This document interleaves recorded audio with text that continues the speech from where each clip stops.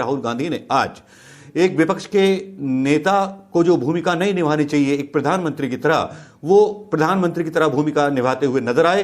उन्होंने पूर्व गवर्नर, देश के रिजर्व बैंक के गवर्नर रघुराज रामन से आज 9 बजे एक कन्वर्जेशन किया, देश की समस्याओं के बारे में कुछ सवाल उनसे पूछे और जाना कि किस तरह से हम मजदूरों की और श्रमिकों की सहायता कर सकते हैं। लेकिन शायद 9 बजे का इंतजार था बीजेपी आईटी सेल को, भारतीय जनता पार्टी के नेताओं को। शायद भारतीय जनता पार्टी के नेता और बीजेपी आईटी सेल के लोग प्रधानमंत्री मोदी को इतनी तल्लीनता के साथ नहीं सुनते होंगे जितनी तल्लीनता के साथ राहुल गांधी को सुन रहे थे। जी हां, इस बात से पता चल जाता है कि शाम होते होते राहुल गांधी के खिलाफ ट्रोल चल निकला। हालांकि जहां राहुल गांधी एक तरफ बात करते हैं कि हम सबको एक गिले शिकवे भुलाकर के देश में फैली कोरोना नाम की संक्रामक बीमारी के खिलाफ लड़ना चाहिए, आने वाली आर्थिक मंदी से लड़ना चाहिए, प्लान बनाने चाहिए। जो प्रधानमंत्री को काम करना चाहिए था वो काम राहुल गांधी को करना पड़ा सोशल मीडिया के प्लेटफॉर्म पर आकर। दुनिया ने देखा, दुनिया ने जाना कि कौन केवल बात करना जानता है, भाषण देना जानता है और कौन समस्याओं का समाधान जानता है। राहुल गांधी ने आधे घंटे के वार्तालाप में बहुत ही महत्वपूर्ण विषयों पर डिस्कशन रघुराज रामन के साथ किया। राहुल गांधी ने पूछा कि भारत को जो विचार पीछे धकेल रहा है वह समाज में गहरी पैंट बनाए हुए और छिपे हुए। ऐसे मुझे लगता है कि बहुत सारे सामाजिक बदलाव की भारत को जरूरत है और ये समस्या हर राज्य में अलग अलग है। ये उनका पहला सवाल था राहुल गांधी का। उसके बाद उन्होंने ये भी कहा कि अभी भारत एक कठिन परिस्थिति में है, लेकिन कोविड महामारी के बाद क्या भारत को कोई बड़ा रणनीतिक फायदा हो सकता है? क्या विश्व में कोई ऐसा बदलाव आएगा जिससे कि सारी अर्थव्यवस्था हमारे देश के आसपास घूम सकती है? फिर रघुराज रामन का जवाब था, करने के लिए बहुत कुछ है। संरचनाओं को बनाने के साथ साथ इसे अपेक्षाकृत सुरक्षित बनाने की आवश्यकता है और ये सुनिश्चित करना है कि क्या दुर्घटनाओं और ताजा मामले निकलेंगे। आप दूसरे या तीसरे लॉकडाउन में जाए बिना जल्दी से कैसे आइसोलेट हो जाते हैं, क्योंकि देर हुई तो ये विनाशकारी होंगे। टेस्टिंग के कई तरीके हैं, रघुराज रामन ने आगे बोला, जो टेस्ट के बुनियादी ढांचे पर बोझ को कम करते हैं और हमें और अधिक प्रयास करने की अनुमति दे सकते हैं। हमें लॉकडाउन खोलने के बारे में चतुराई से काम करना होगा क्योंकि हम सुविधाओं का इंतजार नहीं कर सकते।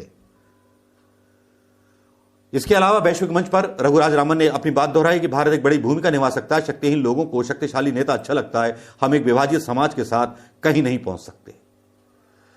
यह तो एक इन शॉर्ट था, बाकी 28 मिनट का उनका पूरा वीडियो मैं यहां नहीं डाल सकता, लेकिन मेरी अपनी क्या प्रतिक्रिया है और इसके बदले में भारतीय जनता पार्टी के लोगों की क्या प्रतिक्रिया आई, मैं उसको आप लोगों के साथ डिस्कस करना चाहूंगा। दोस्तों, राहुल गांधी का एक शॉर्ट इंटरव्यू था लोगों के बारे में, श्रमिकों के बारे में रघुराज रामन के साथ, उसका मैं वीडियो क्लिप डाल रहा हूं। वो वीडियो क्लिप आप यहां देख लीजिए। तकरीबन 65,000 करोड़ और 65,000 करोड़ इतना ज्यादा नहीं है। हमारा जीडीपी 200 लाख करोड़ है और उसमें 65,000 करोड़ इतना ज्यादा नहीं है, तो कर सकते हैं। और अगर ये गरीबों के लिए है और अगर उनका जिंदगी बचाने के लिए है तो करना चाहिए। अभी तो देश संकट में है, मगर कोविड के बाद हिंदुस्तान को इस घटना से कोई फायदा भी होगा, कोई स्ट्रेटेजिक फायदा होगा, दुनिया में कोई बदलाव होंगे जिससे हिंदुस्तान को फायदा होगा या जिनकी हिंदुस्तान एडवांटेज ले सके? किस प्रकार से दुनिया बदलेगी आपके मुताबिक? These kinds of incidents rarely have positive effects for any country, in general. But there are ways countries can take advantage of them. And what I think we can say is that there will have to be a rethinking of everything in the global economy once we are out of this. If there is opportunity for India, it is in shaping that dialogue, in being more of a leader in that dialogue, because it is not one of the two big warring parties, but is a big enough country to hear its voice, to have its voice heard in the global economy. In this situation, India can find opportunities for its industry, for its supply chains, but most importantly, it can try and mold the dialogue towards one which has greater place for more countries in the global order. Rahul Gandhi का ये video clip और उनका concern देख लिया होगा उन मजदूरों के लिए, अकुशल मजदूरों के लिए, उन श्रमिकों के लिए जो माइग्रेंट हो रहे हैं और उनके लिए कितनी मदद चाहिए थी। उन्होंने सवाल रघुराज रामन से किया। रघुराज रामन ने सीधा सा जवाब दिया कि हमारे देश की जो इकोनॉमी है, जीडीपी है, वो 200,000 करोड़ रुपए है। अगर 62,000 करोड़ रुपए भी इन श्रमिकों को दे दिया जाए तो हम आराम से इस वैश्विक मंदी से बाहर आ सकते हैं, जिसमें कि न्याय योजना शामिल है। उस तरफ उनका इशारा था।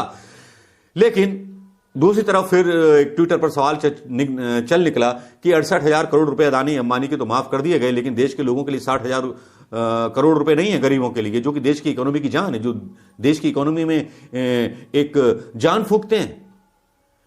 खैर, ये बातें चली रही थी। इसके बाद जो था Bharatiya Janata party IT cell की कई प्रतिक्रियाएं आने लगी। संबित पात्रा से लेकर के सबकी जली हुई थी, भारतीय जनता पार्टी के नेताओं की जली हुई थी और बुरी तरह से ट्रोल करने पर आमादे थे राहुल गांधी को, यह कहकर के कि साहब 30 मिनट का ब्रेक बीच में लिया गया और एडिट किया गया। मैं तो ये कह रहा हूं कि जब प्रधानमंत्री मोदी जी जब क्या कहते हैं, एक आम का इंटरव्यू दे रहे थे, उसके बारे में एक व्यक्ति ने बहुत खूब लिखा सोशल मीडिया पर और मैं उसको यहां जिक्र करना बहुत जरूर समझूंगा, क्योंकि जिक्र करना वो जरूरी है।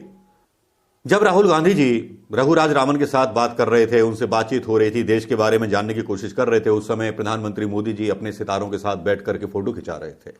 उन सितारों के साथ जो किसी काम के नहीं, जिनको सिवाय कोरोना वायरस पर जिहाद करने से फुर्सत नहीं है और जिहादियों को ढूंढने से फुर्सत नहीं है, जमातियों को ढूंढने से फुर्सत नहीं है, केवल जमातियों का कनेक्शन निकाला जा रहा है। प्रधानमंत्री मोदी और जेपी नड्डा के एक्शन लेने के बाद भी भारतीय जनता पार्टी के नेताओं के बोल नहीं रुक रहे हैं। संबित पात्रा ने भी मजाक उड़ाने की कोशिश की, लेकिन ट्विटर पर उसको सही जवाब दिया, लोगों ने उसको ट्रोल कर दिया।